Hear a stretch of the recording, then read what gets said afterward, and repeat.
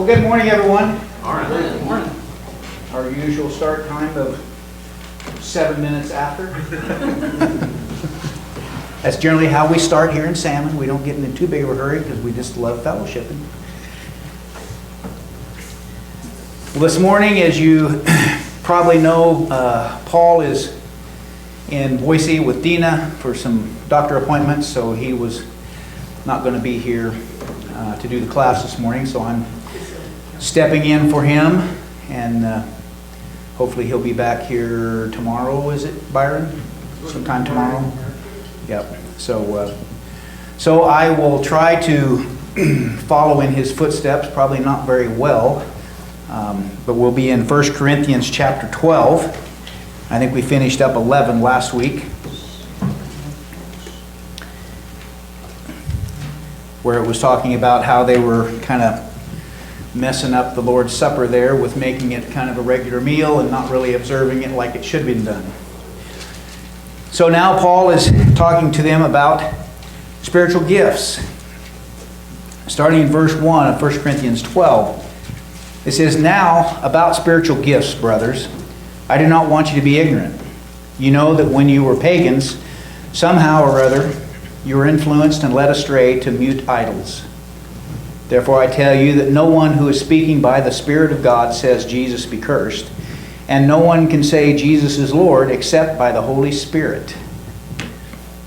We'll just look at that first section there.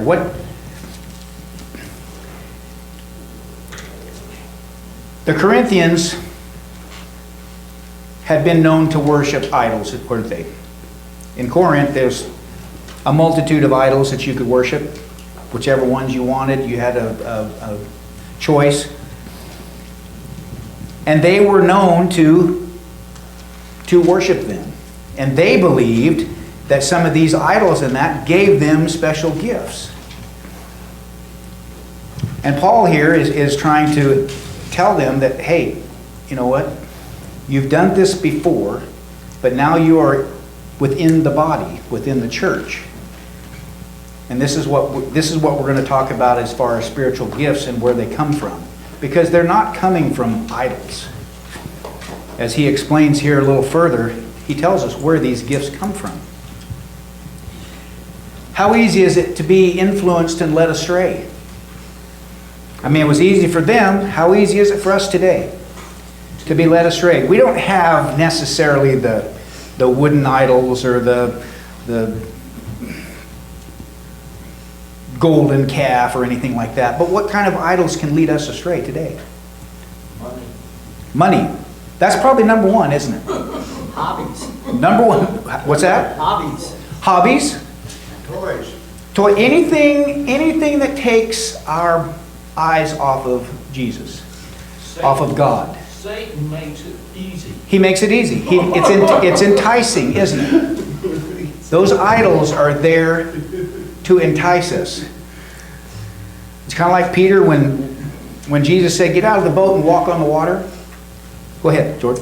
Yeah, one other one is, in one instance, there were divisions in a congregation, and they said, "I am of Paul. I am of Paul." Exactly. Right? And so it's people as well. Mm-hmm. We can have people as idols. Worship them instead of God. Anytime we take our eyes off of Him, it's focused on something else, isn't it? When Peter got out of the boat to walk on the water to Jesus, he was doing great, wasn't he, as long as his eyes was on Him? And then he looked around at the waves and the wind, and next thing you know, he's sinking. Same thing with us. We're going to do the same thing. We might think that we're strong enough that we can withstand, we can handle this. But once Satan gets his hooks in us, he's going to drag us down. Jordan. Yeah, the reason why I bring that up is a lot of times people will say, "Well, I don't like that preacher. Don't like his personality. Don't like the way he dresses. Don't like it." It has nothing to do with scriptures. You have to look past that because, there's been a time in the past whenever one of the old-time preachers I used to worship with, and he was in his 80s, and I said, it's hard to comment on scriptures.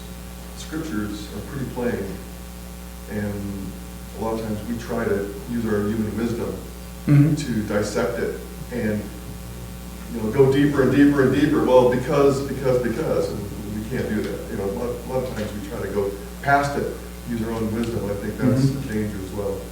Because it is, he basically puts it to us black and white, doesn't he? Is there any gray areas? No. I mean, when it comes to the specifics of what we are to be as Christians, how we are to conduct ourselves, what we are to do, as we've looked in 1 John on Wednesday nights, we're told to follow his commands. If we don't do that, are we really being the Christians we should be? No. That's pretty much black and white, isn't it? It's not, well, if you feel like following them today, that's okay, but you don't have to. No, it's specific. What we need to do as Christians. Roger. The only thing you could call a gray area is like the Great Commission. The command is to go ye into all the world. He doesn't tell you how. And so you could go personally, you could send somebody, there's different ways of doing it. So that's, but you're still implementing the Great Commission. So it's Right. But if you don't go into all the world, then you're not conforming. Yeah. And that's the thing. And there again, sometimes we will have a tendency to say, well, I'm a member of this church and the church is doing this, so that's my big part of it. We need to dig a little deeper than that. I mean, even if we are supporting financially, we don't just draw the line there. Well, we're supporting financially, a Christian Courier or a Mountain States Children's Home. I'm supporting financially, I don't need to do anything else. Is that the attitude we should have? No. It shouldn't be. We should be doing everything we can to continue. If it's going to the grocery store and seeing someone that's down on their luck and helping them out, seeing someone that we know as an acquaintance and become more friends with them, establish a relationship that we might be able to continue teaching them. That's what our attitude should be, is to constantly do more. But is it? Do we sometimes think that, well, the church I attend, they're doing a lot, so that includes me. Yes, it does. But then we have a tendency to want to just forget the rest of it. And think, well, that's good enough. Wow. Well, okay, Satan, this is the thing. Satan is sneakier than a snake and craftier than a fox. Mm-hmm. And if you don't want to listen to this, you might as well just fall into Satan's little realm and go. He will make that an easy path for you. Yeah. Absolutely. He will make that an easy path. Because it's hard enough to be a Christian in this world. I mean, it's tough. Because if you were truly a Christian, you are going to be different than the world. Completely different than the world. But in another term, positive, if you put your mind into this and military yourself into God, Mm-hmm. you'll go to heaven. You got to. It's a constant struggle, but you got to keep up. You got to keep up with it. So he's telling them about these idols, that they were being influenced and led astray. And then he says in verse 3, "Therefore I tell you that no one who is speaking by the Spirit of God says Jesus be cursed, and no one can say Jesus is Lord except by the Holy Spirit." So what does that mean? Can I just... How would I say this? Can I just claim that I know Jesus No? and I'm okay? I'm speaking from God, that I'm okay with it? If I just claim him? What's Matthew 7:21 say? not everyone that saith unto me, Lord, Lord, shall enter the kingdom of heaven, except Not everyone. Not everyone? you have to obey him. That might exclude me then, wouldn't it? You're not obeying him. If you're not. You can't just claim it. You've got to live it, don't you? You have to live it.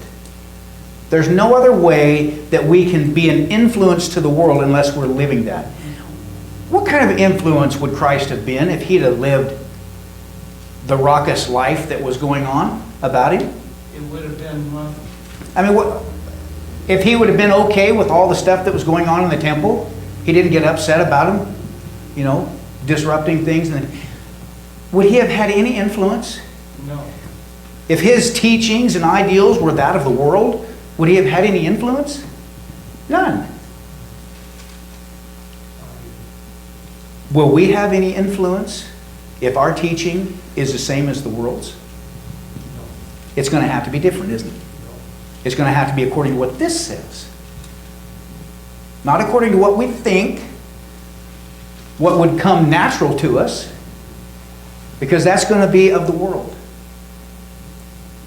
But if we consider everything that's in here, that this is how my life needs to be, my life needs to change to be like this, then we're going to be on the right path. We're not going to be wholly accepted in the world, are we?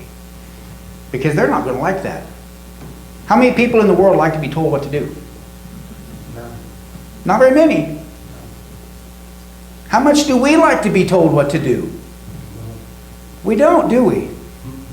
Why do we do this that it says in here? Why do we do these things? Because we have to? Now think about it. We don't have to. We don't have to, do we? No, we're not robots, so. We don't have to. We do it because we want to. Why? Because we want to go. Because we love. Go ahead. Oh, I was going to say, verse 3 reminds me of, you tell the tree by the fruit it bears. Exactly. Exactly. We have to love God in order to do these things in here. Because they can be hard at times. They can be extremely hard at times. But if we have the attitude that, well, I have to do these things, then all we're doing, as we have said before, all we're doing is checking the boxes. And that's not going to cut it. Just checking the boxes is not going to cut it. Verse 4, there are different kinds of gifts, but the same Spirit. There are different kinds of service, but the same Lord. And there are different kinds of working, but the same God works all of them in all men. Different kinds of gifts, but they're of the same Spirit. Now he's referring to when they were worshiping idols and they thought they were getting gifts from those idols and spiritual gifts and that. He said this is where spiritual gifts come from. It's from the Spirit. This is where these different kinds of service. What's he mean by different kinds of service? These different kinds of service. We kind of know what the gifts are. But what's the service part? Is that something that, like the deacons do and the elders do and the people just, that's service, isn't it? Service to the Lord. One says ministries. Ministries, same thing. People are going to have different specialties. Exactly. Where they can serve the Lord Mm-hmm. and spread the truth. And where people you're able to talk to about it may be a different group of people than who I'm talking to. Exactly. And just different things that we're good at. Yep. And that's what this is, as we get on further in this chapter, I don't know how far we're going to get, but it will point these things out because it will start comparing those with different spiritual gifts. Those with different abilities that's just like the body and how it comes together. We have feet, we have hands, we have ears, we have eyes. I'm glad that not everybody in here is a preacher. I'm glad that not everybody in here is a teacher. That everybody in here has the gift to gab, to talk to people. Everybody has a specific thing that they are good at. A gift, whether it's a working ministries in that or another gift that they have of service or whatever. Everybody has a part in the whole. Roger. I think the American Standard says it good. It says, where'd it go here? Diversities of workings, but let's see. And there are diversities of ministrations and the same Lord. So you were saying different abilities. I mean, diversity, that's the key. Right. We all have different talents.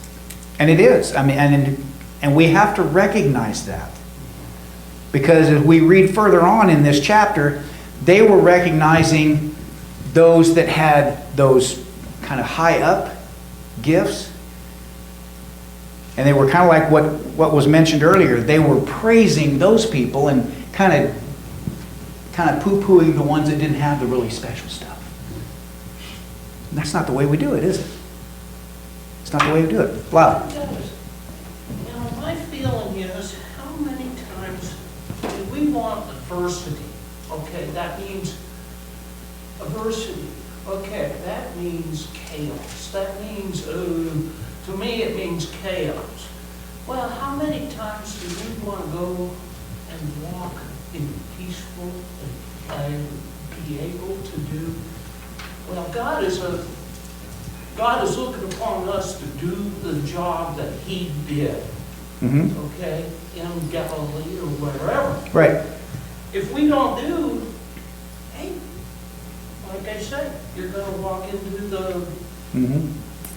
Well, we don't like a lot of chaos. We don't like, as you said, adversity around us, all the turmoil. We don't like that. We like it to be peaceful and everything's going fine. And if we don't do it, we're going to walk that way. But if we do it, and we make it like Jesus did, rattle the cages, or something like that, then people will say, he knows something. He knows something. So most of these things, as he says, the gifts and the kinds of service or the ministries and that, different kinds of working, they're all from basically what? The same Spirit, the same Lord, the same God. Works all of them in all men. Where does it say all these ones? Is there another place in the Bible that talks about ones? In Ephesians? One God, one Lord, one Spirit, one baptism. He's once again reaffirming here. There's one. Verse 7, now to each one the manifestation of the Spirit is given for the common good. To one there is given through the Spirit the message of wisdom, to another the message of knowledge by means of the same Spirit, to another faith by the same Spirit, to another gifts of healing by that one Spirit, to another miraculous powers, to another prophecy, to another distinguishing between spirits, to another speaking in different kinds of tongues, and to still another the interpretation of the tongues. All these are the work of one and the same Spirit, and He gives them to each one just as He determines. Where do all these come from? Last sentence, from the one Spirit. Now when we look at all of these gifts of the Spirit, do all those apply today? Do we have the gift of prophecy? Let me put it this way. Do we need the gift of prophecy? Nope. We don't need the gift of prophecy, do we? What about tongues? Do we need the gift of tongues? I don't know how to speak Spanish, but you know what? I could find somebody that could. And to me, they would be speaking in tongues. And as long as there was somebody that could understand that, that's okay. Now myself, I would have to have an interpreter because I wouldn't know what they were saying. Miraculous powers. A lot of these were put in place because of what? What didn't they have at this time that we have now? Bible. The Word. They had the Bible. We have the Bible. They didn't have that. They needed something to, I guess, make it concrete. To make it believable. What they were saying, this is truth. And this is why it's truth. Because we can perform these things. we have these special gifts. Who had the special gifts? The apostles, and who else? Jesus. People that they designated. Exactly. The ones that they designated. After that, the ones they designated, could they pass it on? That was as far as it went, wasn't it? The apostles could designate it to somebody, and that was as far as it went. Was everybody that it was designated to use it in the right way? What's an example? Some people want to make money from it. Simon? Yeah, Simon. Simon the sorcerer. His whole idea was he wanted to get that so that he could make some money off of this. Hey, I can put my hands on somebody and make them able to heal, or I can heal. He wanted to do it for profit, didn't he? Was that the reason for it? Not at all. It was to prove the teachings were true. All of these things. That's been done away with now, hasn't it? Because we have the truth right here. Each one of us has this. I would imagine probably everyone in here has at least 2 or 3 of these in their home. Maybe more. Unfortunately, some of them are maybe gathering dust. But we have it here, don't we? So we don't need all of these special gifts. But what the Corinthians were doing, they were saying that I'm a little better than you because I have the gift of prophecy.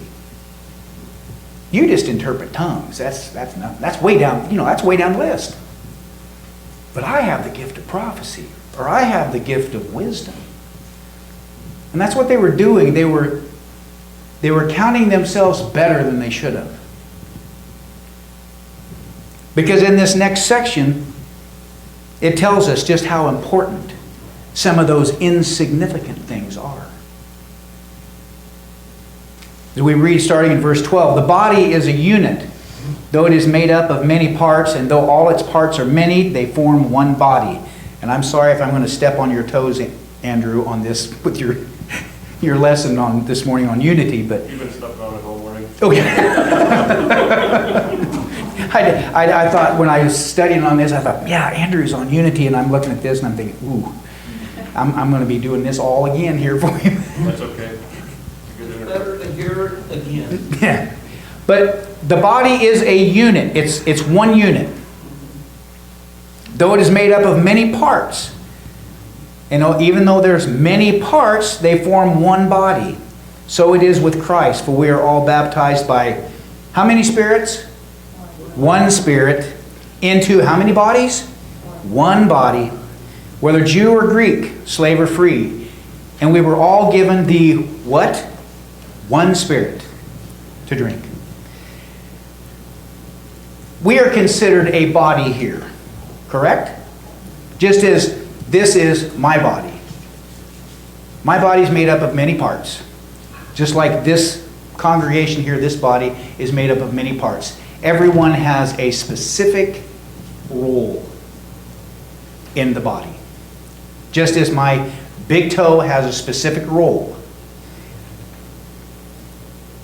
My fingers have specific roles to do. It's hard for me to do some things with my toes that I would normally do with my hands. Not impossible, but it's a lot harder to do. The same thing, my ears don't hear as good anymore, so I have to rely on my eyes a lot more to see things that I don't hear. But when we're together as a body of the church, everyone has a role. And if everyone doesn't take that role seriously, then that means something is not done quite as good as it could be. I think that happens a lot today. Because there's a lot of people that just kind of want to go along with the body, but they really don't want to participate much. They want to be there, but they don't want to really do. And that's unfortunate. Because there is so much when the body works together, it's an amazing thing.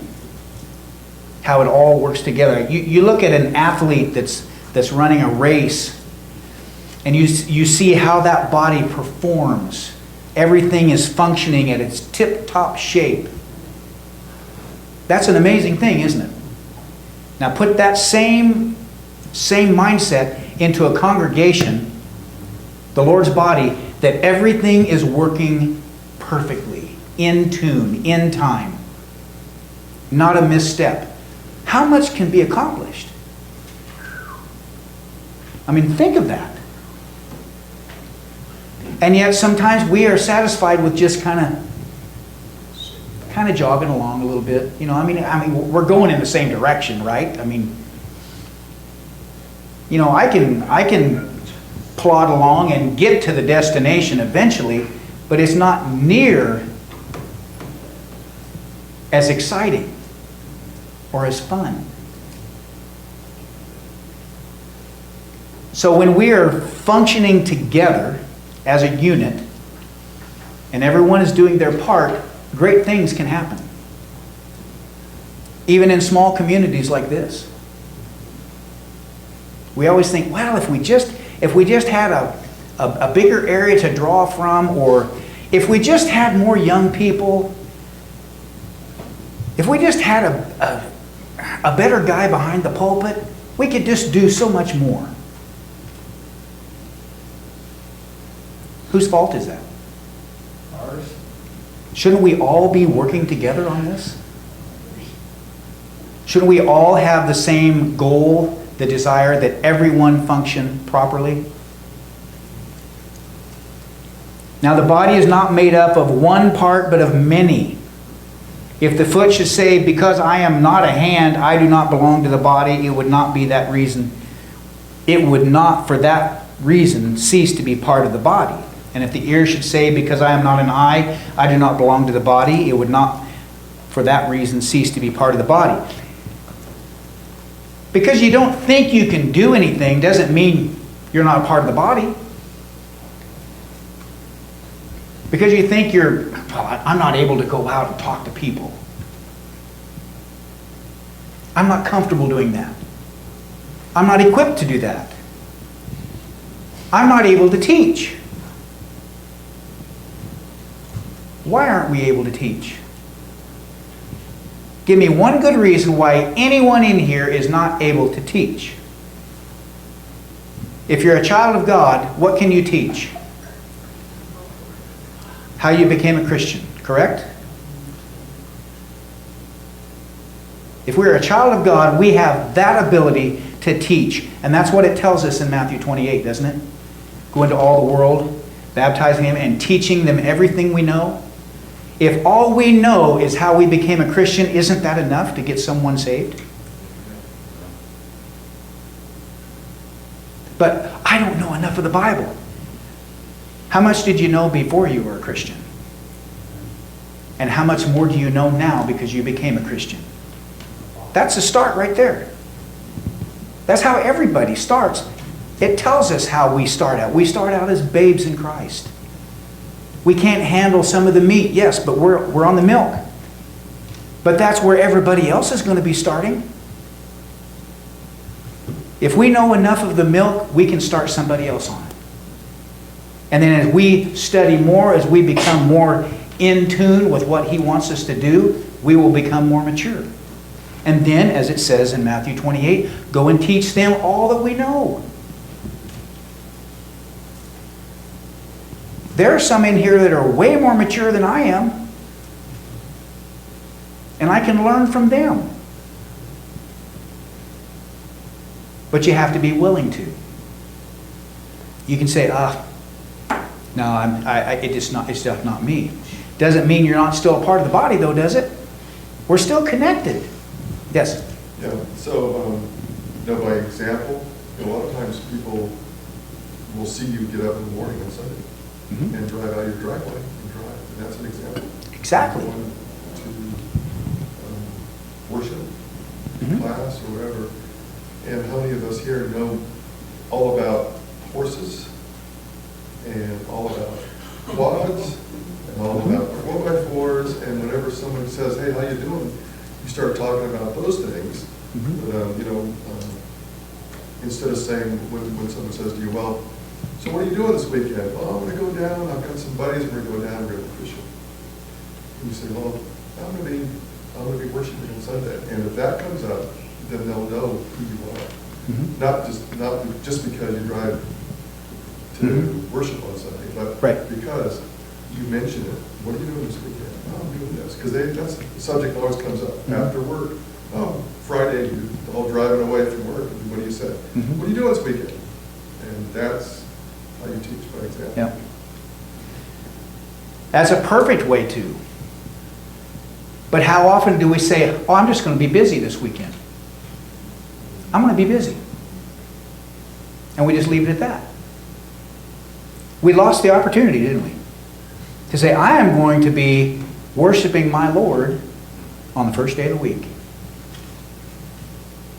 Yeah, enjoy your fishing trip, but I am going to enjoy my time with my other brothers and sisters worshiping on the first day of the week. Because that's the most important day of the week for me. That's the example we should give, shouldn't it? Janet, and then Bryan. I think the saddest examples are, say, let's take Christmas, and then all of a sudden you see people you've never seen before. And then they come, and then they leave, and they never come again. When you talk to them, they say, well, I stepped in the church. It's like they feel like they have to rub elbows with us, and that makes them a Christian. They don't understand what it takes, the workload it takes. Exactly. I mean, there's more to just showing up, isn't there? It's a lifestyle. It's the way you live. Roger. It works the opposite way too. Our commandment is seek ye first the kingdom of heaven, but people are watching your conduct, and if you're not seeking the Lord, they're going to use that against you somewhere down the road, and so your conduct will come back. You're teaching either good conduct or bad conduct based on your life. And it's all in our example, isn't it? What kind of an example did Christ give us? Aren't we to follow that example? He handled every situation properly, didn't he? I mean, even when he got mad in the temple, he still, it was what? He was angry, but what? It was a righteous anger. Now, how many of us try to say, yeah, I blew it the other day, I lost my temper, and we try, well, yeah, but maybe that was a righteous anger. Maybe I'm okay with that. No, I don't think so. When we have this example before us, and we don't utilize that, we have many instances when we read the Bible of everything that has happened to us happened to Christ. He was put under the same temptations, the same situations. Everything that we go through, he went through. And he gave us the example of how to get through that without sinning. Of how to be the example. And we, a lot of times, fail. Because we just don't think we got it in us. But we do. We do have it in us.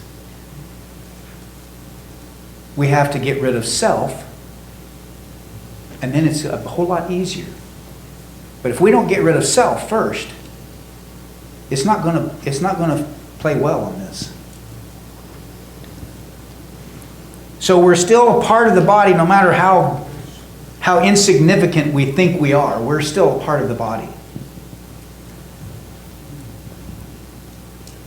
If the whole body were an eye, there would be where would the sense of hearing be? If the whole body were an ear, where would the sense of smell be? But in fact, God has arranged the parts in the body, every one of them, just as He wanted them to be. If they were all one part, where would the body be? As it is, there are many parts, but one body. As I've said before, if we all work together as a unit, as one body, it all works way better than if somebody decides, I'm not going to function. That's not for me.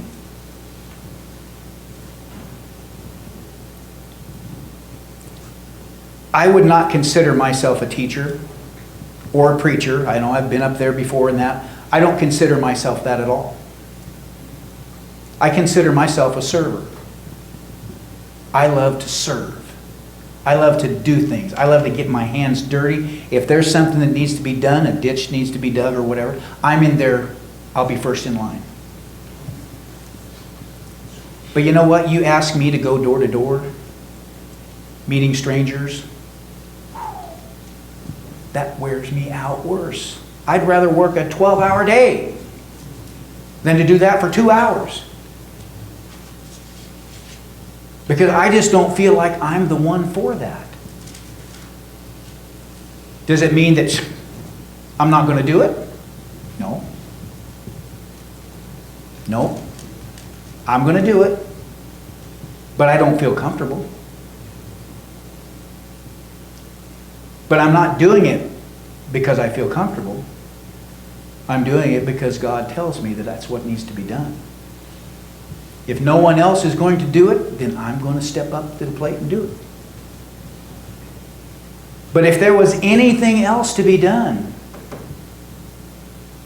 that required my hands to be busy with it, I will choose that over any of it. I definitely would. Because that's where I feel more comfortable. I'll guarantee you my toes feel more comfortable when they're on the ground than trying to pick my nose. They're not going to like that. They function as support on the ground. My ears function good on the side of my head. I don't want them on the ground.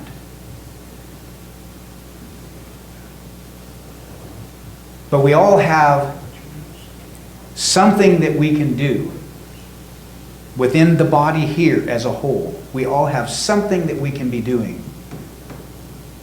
Maybe it's not as comfortable as we would like it to be, but there is something that God has for us to do that is going to be comfortable. Something that He is going to specifically give us that we can go out and do what He tells us to do. My wife has the gift to gab. She has not met one stranger, I don't think, in her life. And she can strike up a conversation with anybody, and 9 times out of 10, it ends up talking about the Lord. Amen. Now, I can't do that. I don't have that ability. But I praise her for that, because that helps me.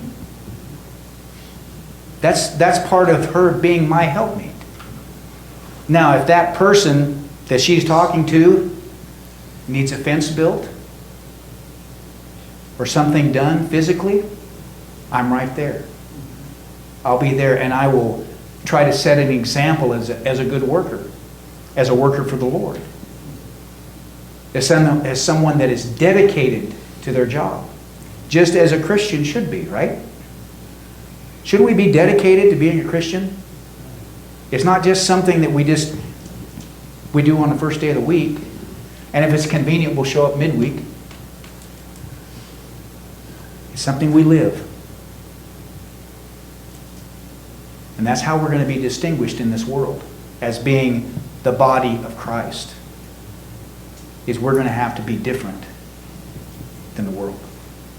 I am out of time, so I will leave this with Paul probably at around verse 20, and he'll pick up from there, and he'll probably have another insight on this whole thing too. So thanks for all your participation.